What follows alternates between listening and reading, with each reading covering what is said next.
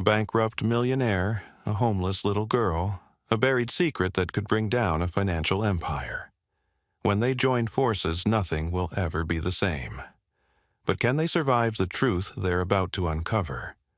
What happens next will break your heart and inspire you. Stay with us. Dear friend, what you're about to experience is not just a story, it's a deeply human journey about lost resilience and the quiet, unexpected ways love finds us when we need it most. If this is your first time here, I invite you to drop a comment and tell us where you're watching from. We love hearing your voice. And if you're someone who believes in second chances and the hidden strength of ordinary people, and in stories that stay with you long after they end, consider subscribing and tapping the bell icon. We share moments that matter. Thank you for being part of this one. Now let's begin.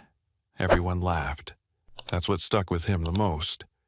Not the betrayal, not the headlines, not the loss of billions. It was the laughter, shrill merciless, echoing through the grand marble halls of the New York Stock Exchange. The mighty Daniel Ross once crowned the genius of Wall Street, now a disgraced, bankrupt man in a wrinkled suit too large for his withered frame. They said his fall was inevitable. They said anyone who built an empire on intuition and bold risks was bound to stumble. But what no one knew, not even his closest advisors, was that the real fall didn't begin with numbers on a screen. It began with a handshake. Victor Caldwell, his so-called brother-in-arms, the man he had trusted with every ounce of his fortune. They'd toasted together on Daniel's 50th birthday inside the penthouse of the Waldorf Astoria. They'd built Ross Caldwell Capital from the ground up, turning a $2 million hedge fund into a $40 billion titan. They were inseparable, or so Daniel had believed. But in a single week, Victor siphoned off $17 billion in assets, exposed Daniel to regulatory fraud charges, and vanished into the shadows, leaving Daniel to face a media storm unlike any in financial history. The headlines were brutal. The fall of a financial king. Ross ruined. Trust no one. His wife left him. His penthouse was seized. Cars, art yachts, all gone. But worst of all was the betrayal. Daniel hadn't lost his money. He'd lost his belief in people. One cold February morning, Daniel stood in front of the courthouse. Cameras flashed.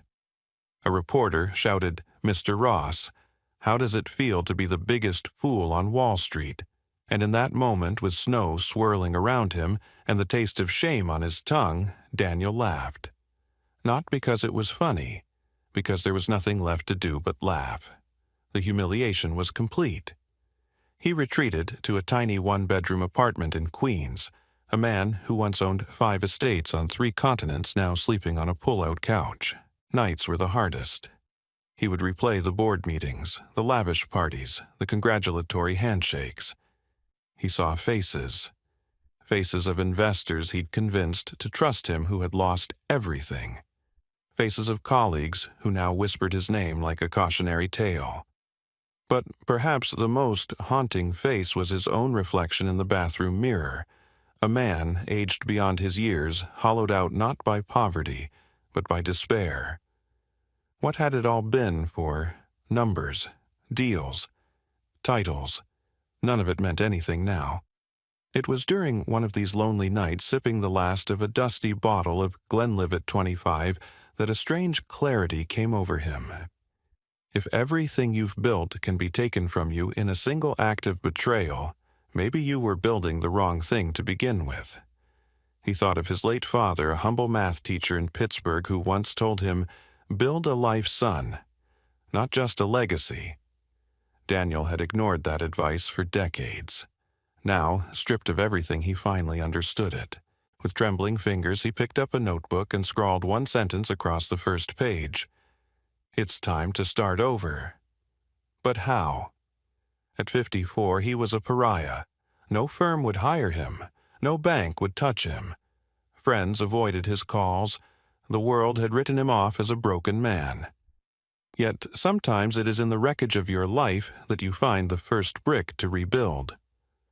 What Daniel didn't know was that the first brick wasn't in an office or a courtroom. It was out on the frozen streets of New York, waiting, watching, with eyes far wiser than their years. One small hungry girl selling handmade paper animals in the biting cold, her fate about to collide with his, in a way that would change both of their lives forever. But that's for the next chapter of this story. The bitter wind sliced through Queens that March morning, colder than usual for early spring. Daniel Ross walked aimlessly through the crowded streets, collar pulled high, hands buried deep in the pockets of his thrift store coat. He had no destination. He hadn't had one for weeks.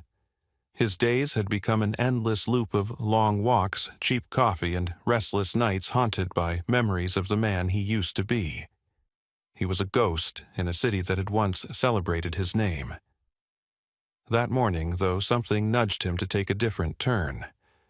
Maybe it was instinct, or maybe it was the small voice inside him that still hoped for meaning. Either way, he found himself wandering into a neighborhood he barely recognized, a part of Brooklyn where the old brownstones leaned wearily against each other, and the sidewalks told stories in worn concrete. A sudden flurry of snowflakes swirled in the air, unexpected and sharp. Daniel pulled his coat tighter and hurried his steps. That's when he saw her. A small figure sat huddled beneath the awning of a boarded-up bookstore. Her thin arms hugged her knees, and a threadbare scarf barely covered her tangled chestnut hair. Spread before her on a piece of cardboard was an array of delicate paper animals, swans, foxes, cranes, each folded with astonishing precision. Daniel would have walked past. He always did now, shrinking from the world and its sharp edges. But just as he was about to cross the street, the girl looked up. Their eyes met. And in that instant, something pierced through his numbness. Hers were not the eyes of a child who begged or pleaded. They were fierce, intelligent, and tired beyond her years. They reminded him of someone he had once known himself, maybe after the fall. "Would you like to buy one, sir?" she asked quietly. Her voice didn't waver. There was no desperation in it, only dignity. Daniel stopped. He knelt awkwardly, his knees creaking in protest. "Did you make these?" he asked. The girl nodded. "They're $1 each, but they'll last forever if you keep them dry." He picked up a tiny fox, its folds sharp and symmetrical. "What's your name, Lena?" she replied. "Lena Hart." "Where are your parents?" "Lena." Her fingers stilled. "My mom. She passed away. My dad's not around. I live with my grandma, but she's sick. She's in the hospital. I'm just trying to manage until she comes home." Daniel swallowed hard. The words hit him with a force he hadn't expected. This child, no more than 8, was navigating a world more brutal than any boardroom he'd ever entered. Across the street, 2 men lingered, watching them with unsettling interest. Protective instinct, long dormant in Daniel's chest, flared to life. How much for everything he asked? Lena blinked. All of them. Yes, she did the math quickly. $23. Daniel pulled out 2 20s, the last cash he had on him. "Keep the change." Lena's eyes widened. "Thank you, sir. You must be hungry. Would you like something to eat?" Hesitation flickered across her face, but hunger won. She nodded. They walked to a small diner a block away. Daniel guided her to a booth by the window. The waitress raised an eyebrow at the odd pairing, but said nothing. Lena devoured a grilled cheese and tomato soup with a speed that spoke volumes. Daniel watched a lump in his throat. This wasn't just hunger for food. It was hunger for stability, for safety, for kindness. While she ate, Lena absently pulled a napkin toward her and began scribbling. Numbers, symbols, equations that looked nothing like childish doodles. Daniel leaned closer. "What's that?" She flushed and tried to cover the napkin. Just numbers. They help me think? May I see reluctantly? She slid it over. Daniel stared. The equations were complex. Some looked like advanced calculus. Others resembled financial modeling techniques he'd seen in hedge fund algorithms. "Where did you learn this?" he asked, stunned. "My grandma taught me some, and I read books at the library. I like patterns. They make sense when other things don't." Daniel felt tears sting his eyes. In front of him sat a child, a genius by any standard, alone in a world that would never see her potential if someone didn't fight for it. He looked at her, truly looked, and made a decision he hadn't thought himself capable of making ever again. "I have an extra room. It's small but warm. Would you like to stay there until your grandma gets better?" Lena stared at him wary. "Why would you help me?" "No one else does," Daniel's voice caught. "Because I know what it feels like when no one helps. And maybe we both deserve a second chance." There was a long pause. Then Lena nodded slowly. That night, Daniel transformed his cramped office into a makeshift bedroom. Lena curled up on the couch, clutching a worn backpack to her chest. Daniel stood in the doorway, watching her breathe softly in sleep, overwhelmed by a strange mix of fear, hope, and something he hadn't felt in months, purpose. For the first time since the world had laughed at him, he felt alive again. The lesson was simple yet profound. Sometimes in saving another, we begin to save ourselves. Daniel had no idea that this fragile act of kindness was about to unravel a story far bigger than either of them could imagine. Mornings in Daniel Ross's apartment became a ritual. Lena would wake before sunrise, quietly folding origami animals by the window, while the city outside stirred to life. Daniel, still adjusting to this new rhythm, would shuffle in to make coffee and prepare a simple breakfast. It had only been a week since Lena had moved in, yet the small apartment had transformed. Her presence filled the space with something Daniel couldn't quite name, hope, perhaps. One rainy morning, Daniel returned from the corner store to find Lena sitting cross-legged on the living room floor, a stack of books beside her, and sheets of paper covered in dense equations scattered around. At first glance, it looked like a child's imaginative play. But as Daniel bent down to gather the pages, a pattern caught his eye. On one page, Lena had mapped out what appeared to be a model of pedestrian traffic patterns through the borough. Another page detailed an algorithm predicting weather fluctuations based on data points from a neighborhood news site. Daniel's breath caught. These weren't random numbers. He remembered his own early days in finance, poring over market data late into the night. The complexity of Lena's thinking mirrored the work of seasoned analysts, except she was 8. "You did this?" he asked softly, holding up one sheet. Lena looked up startled. I didn't mean to make a mess. It's not a mess," Daniel said quickly. "It's extraordinary." She chewed her lip. "I like patterns. They make things feel safer. When I was on the streets, I watched people. If you know when the lunch crowd comes, you know when it's safe to sit outside. If you know which corners the police patrol less, you can avoid trouble." Daniel sat down beside her, heart twisting. "You used math to survive." She nodded. "Grandma always said, numbers tell the truth, even when people don't."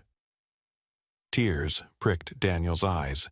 He thought about the countless men he'd worked with who treated numbers as a means to power, not as a language of truth and resilience. Over the next days, Daniel paid closer attention. At night, when she thought he wasn't watching, Lena would pull out a battered notebook and scribble for hours.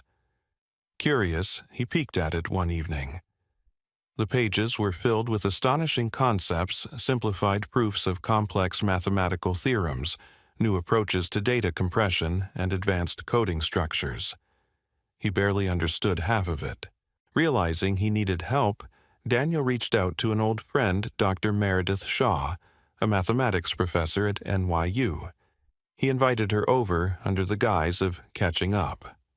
When Meredith arrived, Lena sat quietly at the kitchen table, her small fingers folding a swan as they chatted. Eventually, Daniel handed Meredith one of Lena's notebooks. Within minutes, Meredith's expression changed from polite curiosity to open astonishment. "Daniel, who wrote this?" "She did." Meredith turned to Lena. "Sweetheart, where did you learn this? I read books at the library. And I just see how things fit." Meredith closed the notebook carefully. "Daniel, do you understand what you have here? These are concepts graduate students struggle with. Lena sees the world in ways most of us never will." Daniel's heart swelled with pride and a fierce protectiveness. "What should I do? First, she needs a proper evaluation. But more than that, she needs someone to nurture this gift. Left alone, it could wither. With the right support." Meredith trailed off, shaking her head in amazement. That evening, Daniel sat Lena down. "Would you like to go to a special school where you can learn more about math and science?" Her eyes widened with fear. "I don't want to leave." Daniel's chest tightened. "You won't leave. We'll do it together. You'll still live here with me, but I want you to have the chance to learn everything you dream about." She hesitated. "What if they laugh at me?" Daniel reached over, gently taking her hand. "Lena, you are the bravest person I know, and if anyone laughs, they'll have to answer to me." Tears filled her eyes. "Promise, I promise." The following week, with Meredith's help, Daniel enrolled Lena in a special program for gifted youth at NYU. The administrators were skeptical until they witnessed her brilliance firsthand during the assessment.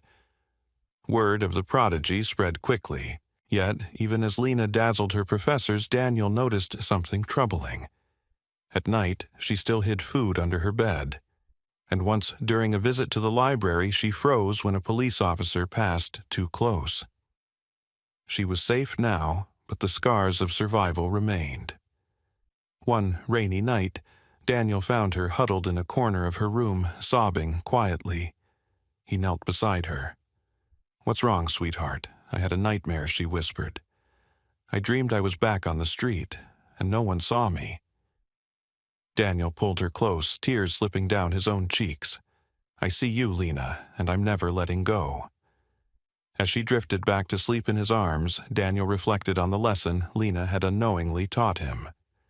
Numbers may reveal truth, patterns may offer safety, but love, steadfast, unconditional love, is what heals. Their journey was only beginning. Lena's genius would soon draw attention neither of them could have imagined, and with it, dangers they weren't prepared for. By winter, Lena's brilliance had become a quiet marvel among the academic community. A child with a mind that could dismantle the most complex algorithms, who could see patterns invisible to seasoned professionals. But as her genius blossomed, so too did the shadows around them. Daniel began noticing strange figures lingering near the university. A black SUV parked across from their building for hours at a time. He dismissed the first instances as paranoia, leftover fear from losing everything once before, but Meredith confirmed his unease. "You're not imagining it, Daniel," she warned. "Lena's capabilities have drawn attention. Some of it not the kind we want." One night, after Lena's advanced mathematics lecture, Daniel arrived to pick her up. She wasn't at the usual meeting spot. Panic surged. He sprinted through the building calling her name, but the hallways echoed emptily back at him. A janitor approached, concerned. "Are you looking for the little girl? I saw her leave with a woman. Said you'd sent her." Cold terror gripped Daniel's chest. He hadn't sent anyone. Without hesitation, he called the police, then Meredith, then every contact he had. But as the minutes stretched into an hour, the unbearable truth settled in: Lena had been taken. What followed was a blur of flashing lights and desperate questions. But Daniel knew instinctively this wasn't a random act. Someone wanted Lena specifically, and not for ransom. They wanted her mind. Hours later, an anonymous message arrived on Daniel's phone. If you want to see her again, walk away. Stop your inquiries. No police. Daniel felt the walls close in. Every cell in his body screamed to defy the threat, but the image of Lena, terrified and alone, kept him grounded. Meanwhile, Lena awoke in a sterile room, her small wrists bound loosely to the arms of a metal chair. A tall man in an expensive suit approached, a cold smile on his lips. "Hello, Lena. My name is Mr. Caldwell. You're quite special, you know that. We'd like you to help us with some problems." She said nothing. Eyes narrowed. "We know about your algorithms," Caldwell continued. "You could make us very wealthy. All you need to do is cooperate." Tears stung Lena's eyes, but she straightened her back. "I won't help you." The man chuckled. "You will, or your father will suffer." Back in the city, Daniel refused to be paralyzed by fear. He enlisted the help of Sarah Vega, a brilliant cybersecurity expert he'd once mentored. Through relentless tracing and data mining, Sarah found a private tech compound outside the city owned by one of Caldwell's shell companies. With no time to wait for formal intervention, Daniel and Meredith hatched a desperate plan. They'd track the signal breach the facility and get Lena out themselves. As they prepared, Daniel recorded a message for Lena in case he didn't survive. "You saved me, Lena. You showed me that life is more than numbers. If you can hear this, know that I love you more than anything, and I will always be with you." Inside the compound, Lena endured hours of manipulation and threats, but her greatest weapon was her mind. Quietly, she mapped the surveillance patterns, memorized guard rotations, and mentally reconstructed the security code snippets visible on nearby terminals. Late that night, during a shift change, she exploited a moment of distraction. Using a loosened wire from her chair, she triggered a system fault that forced a door release.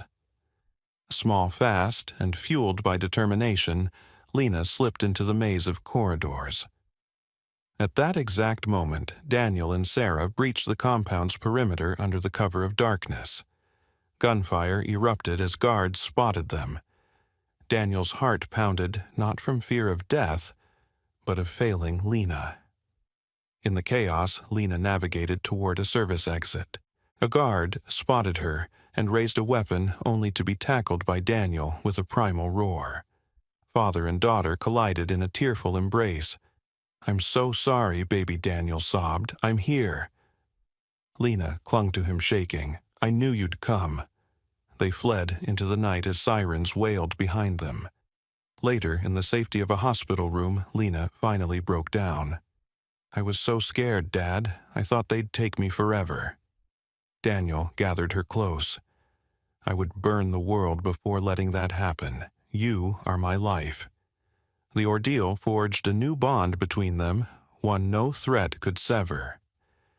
As Lena drifted into an exhausted sleep, Daniel sat at her bedside, Meredith and Sarah nearby. The attack wasn't just a kidnapping. It was a warning. There were powerful forces who wanted Lena's mind under their control. But Daniel wasn't the broken man he once was, and Lena was no longer alone in the world. From this point forward, they would face the darkness together, and this time they would fight back with everything they had. The weeks after Lena's rescue were a blur of healing reflection and painful realizations. Daniel had always known the world could be brutal, but facing it as a father with the life of the one person he loved most in jeopardy had changed him forever. The man who had once obsessed over market trends and profit margins now sat in a quiet hospital room each night, holding Lena's small hand, overwhelmed with gratitude that she was alive. Lena, too, had changed. Her eyes, once bright with innocent curiosity, now carried a new depth, a trace of fear, but also fierce resolve. The trauma of her kidnapping had left its scars, but it had also revealed her extraordinary courage. One rainy evening, as they sat together watching the city lights through the hospital window, Lena finally spoke of the ordeal. "Dad," she whispered, "I didn't give them anything. Not one formula, not one code."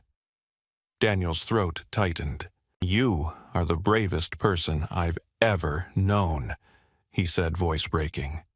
"You protected so much more than numbers, Lena. You protected who you are." For a long moment they sat in silence. Then Lena looked up at him, her small fingers still entwined with his. "But what now, Dad? They won't stop.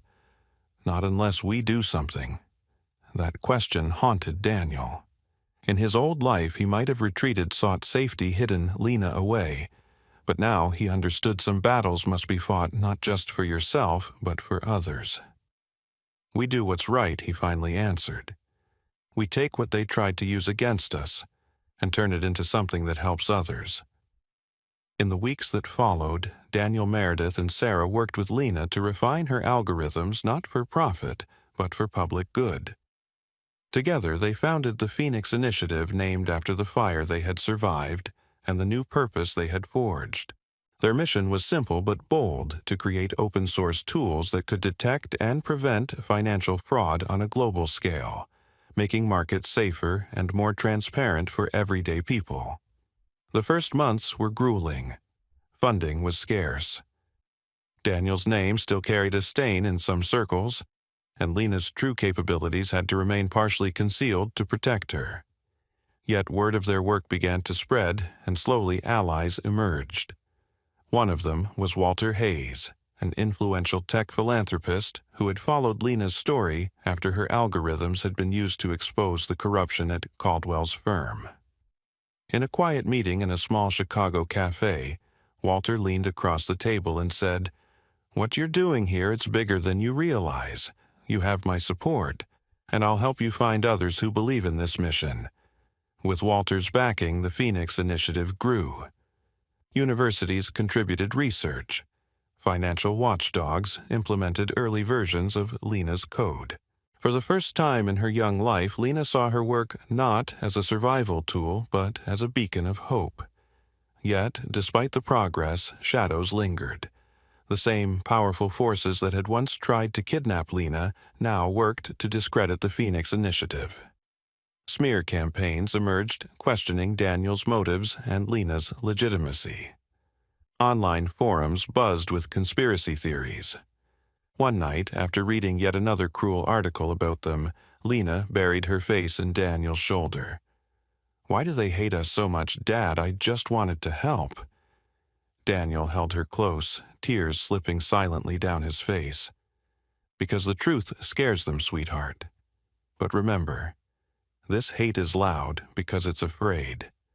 You're doing something beautiful. Don't ever let their noise drown out your voice." From that moment, Lena resolved to speak more openly about her journey. With Meredith's guidance, she began giving talks first to small groups of students, then at larger conferences. The sight of a 9-year-old girl standing before rooms of seasoned professionals explaining complex algorithms with humility and grace moved audiences to tears. At one such conference, after Lena's presentation on algorithmic fairness, an older woman approached her with tears streaming down her cheeks. "My husband lost our retirement to one of those schemes you're fighting," she said, voice trembling. "Thank you for doing what no one else could." Lena hugged the woman tightly. "I'm doing it for people like you," she whispered. "I promise." The initiative's greatest test came a year after its founding. Using Lena's evolving tools, they uncovered a massive scheme involving international money laundering through art and real estate. This time, they had learned from the past. With careful coordination between law enforcement and trusted journalists, the Phoenix Initiative helped bring the perpetrators to justice, saving billions in potential losses and preventing countless victims from financial ruin. News outlets worldwide reported on the breakthrough. For the first time, Daniel's name appeared in headlines not as a disgraced tycoon, but as the father of a genius and the founder of a movement for good. Yet perhaps the most poignant moment came on the anniversary of their first meeting. On a snowy December afternoon, Daniel and Lena returned to the park bench where a year ago a broken man had knelt before a little girl selling paper cranes. Lena handed Daniel a small origami phoenix. "I made this for you," she said softly, "because you taught me that even when everything burns down, you can build something new." Daniel's eyes brimmed with tears as he took the fragile bird in trembling hands. "No, sweetheart," he whispered. "You taught me." Nearby, a group of children from the Phoenix Foundation's new mentorship program gathered, many of them once homeless or at risk, now learning coding, mathematics, and financial literacy, thanks to Lena's algorithms and the opportunities the initiative had created. As the sun dipped below the skyline, casting long shadows across the snow, Daniel watched Lena laugh with the children. The weight of his old life felt distant now, a chapter closed. In its place stood something far more enduring than fortune, a legacy of hope born from the ashes of failure. And at its heart, a little girl who had once been dismissed by the world, now changing it one line of code, one life at a time. As the dust of their extraordinary journey settled, one undeniable truth remained: my life often leads us down roads we never imagined traveling. The story of Daniel, Ross, and Lena was not one of easy victories or flawless heroes. It was the story of two broken souls, a bankrupt millionaire and a homeless little girl finding in each other the strength to rebuild not just their lives, but the lives of countless others. Daniel had once defined success in cold, hard numbers: stock prices, quarterly reports, net worth. For years, he chased a future built on figures only to lose it all in a spectacular fall from grace. The world laughed as he crumbled a man who seemed to have it all one day and nothing the next. Alone and disgraced, he was ready to disappear into the shadows. But fate had other plans. That rainy afternoon in Central Park, a simple encounter with a child selling paper cranes changed everything. Lena wasn't just a homeless girl trying to survive. She was a mind of unparalleled brilliance hidden beneath worn clothes and tired eyes. More importantly, she was a soul unbroken by life's harshest trials. In her, Daniel saw not just hope, but a second chance, one he didn't know he desperately needed. What began as an act of compassion quickly became a life-altering commitment. Daniel's decision to adopt Lena wasn't met with applause. The world scoffed. Why would a failed tycoon burden himself with a child, let alone one from the streets? But Daniel understood something they didn't: when you have nothing left to lose, you are finally free to fight for what truly matters. As father and daughter forged a bond, the true extent of Lena's genius unfolded.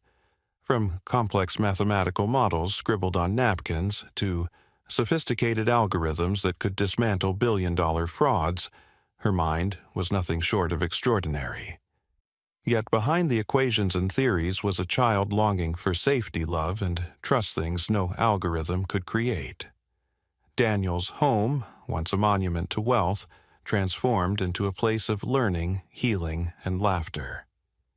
He stumbled through parenting with humility, guided by the simple truth that love matters more than perfection. Together, they faced challenges that would have crushed lesser hearts: kidnapping, betrayal, and relentless threats from those determined to silence them. The kidnapping of Lena marked a turning point. The man who once sat in boardrooms debating risk now risked everything to save his daughter. And Lena, even in captivity, showed a courage and resolve that defied her years. Her unyielding spirit inspired not just Daniel, but everyone around her. In that dark moment, they both realized love is not just a feeling, it is a force that demands action. Emerging from that ordeal stronger, they could have chosen safety. They could have retreated from the public eye, lived quietly, and protected what they had rebuilt. But Lena, with the wisdom of someone who had once slept under bridges, and calculated survival strategies on the back of old receipts knew better. Justice wasn't optional. It was necessary.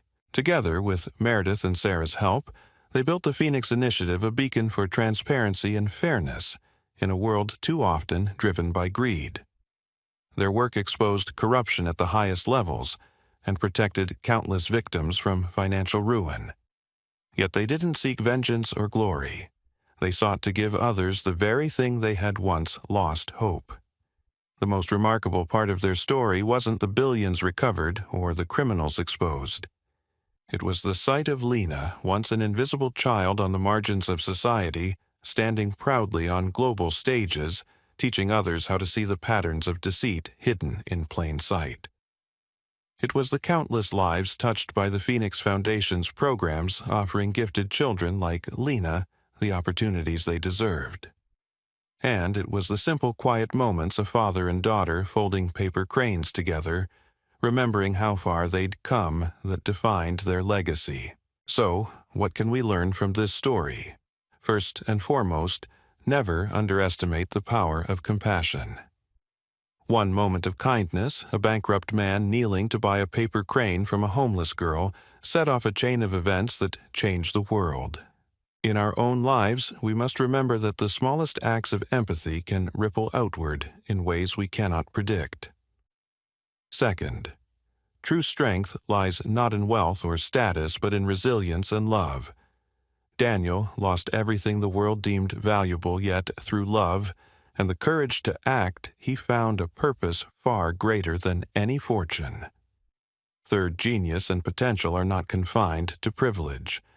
Lena's brilliance was born on the streets, nurtured by survival. How many other Lenas remain unseen because we fail to look beyond appearances? We must strive to build a society that recognizes and supports talent wherever it emerges. Fourth, justice requires courage and persistence. It would have been easier for Daniel and Lena to walk away after the kidnapping to prioritize safety over impact. But they chose the harder path because they understood that protecting others is the highest calling. And finally, forgiveness and humility matter. Daniel had every reason to be bitter about his downfall. Yet he chose to rebuild not in anger but in service. We all face moments of failure. The question is, do we let them define us, or do we rise and transform them into something meaningful? As you reflect on this story, ask yourself, where can I show more compassion? Who might I be underestimating? How can I turn my own setbacks into opportunities to help others? Because in the end, life is not about what you accumulate. It is about who you become and how you lift others along the way. Thank you so much for spending this time with us today, walking through this incredible journey. If this story moved you, inspired you, or gave you a new perspective, please consider subscribing to our channel. Your support helps us continue bringing powerful, heartfelt stories like this one to life. And don't forget, every like, every comment, and every share helps us reach more people who might need a little hope in their day. Until next time, stay kind, stay curious, and never stop believing in the power of second chances. Thank you for watching.